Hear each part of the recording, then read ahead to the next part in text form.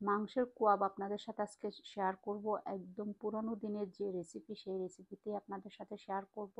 এটা অনেক দিন রেখেও আপনারা খেতে পারবেন কিভাবে, সেই টিপস সহ থাকবে। এখানে আমি মাংস নিয়েছি প্রায় 3 কেজির উপরে হবে।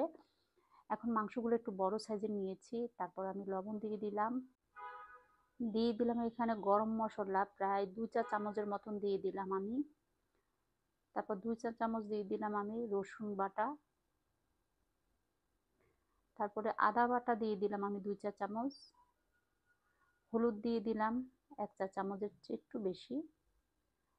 লাল মরিচের গুঁড়া দিয়ে দিলাম প্রায় 2 টেবিল চামচের মতন। এখন আমি সব কিছু একসাথে ভালো করে মিক্স করে নিব।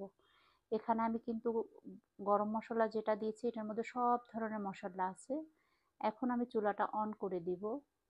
চুলাটা অন করে দেওয়ার পরে যখন এরকম বলক এসে যাবে, এখানে আর কোনো পানি দেওয়ার দরকার নেই, কারণ এই পানিতেই কিন্তু সিদ্ধ হয়ে যাবে। এখন কিছুক্ষণ সিদ্ধ করব আরও একটু ঢাকনা দিয়ে। এটা কিন্তু আমি সিদ্ধ করেছি অনেকক্ষণ ধরে। একদম পানিটা শুকিয়ে উপরে একটা তেল ভেসে উঠবে, মাংসের যে তেলটা সেটাই। আমি কোনো তেল কিন্তু বাড়তি ইউজ করি নাই, আপনারা দেখেই বুঝতে পারবেন। এই যে দেখেন একদম শুকনা শুকনা করে নিয়েছি। এখানে এটা হলো আমি চর্বি, গরুর চর্বি দিয়েই করব আমি আজকে। আমি সরিষার তেল দিয়েও করেছি, এটাও শেয়ার করেছি আপনাদের সাথে। এখানে তেজপাতা, দারচিনি আর এলাচ দিয়ে দিলাম। এতে করে খুব সুন্দর একটা ফ্লেভার আসবে, চর্বির গন্ধটা একেবারেই আসবে না। এখন এই চর্বির মধ্যে দিয়ে চুলার আঁচটা কমিয়ে রেখে আস্তে আস্তে আস্তে করে কালার আনবেন। চুলার আঁচটা বাড়িয়ে কিন্তু একদমই কালার আনা যাবে না। যখন দেখবেন আজকে একটু এটা এইভাবে কালার আসছে, চুলাটা বন্ধ করে তারপরে রেখে দিবেন। তারপরের দিন আবারও গরম করবেন। এরকম করে 3-4 দিন কিন্তু গরম করতে হবে। তাহলে দেখবেন যে এটা খুবই সুন্দর হবে কালার। আমি কিন্তু এটা 2 দিন হলো করেছি।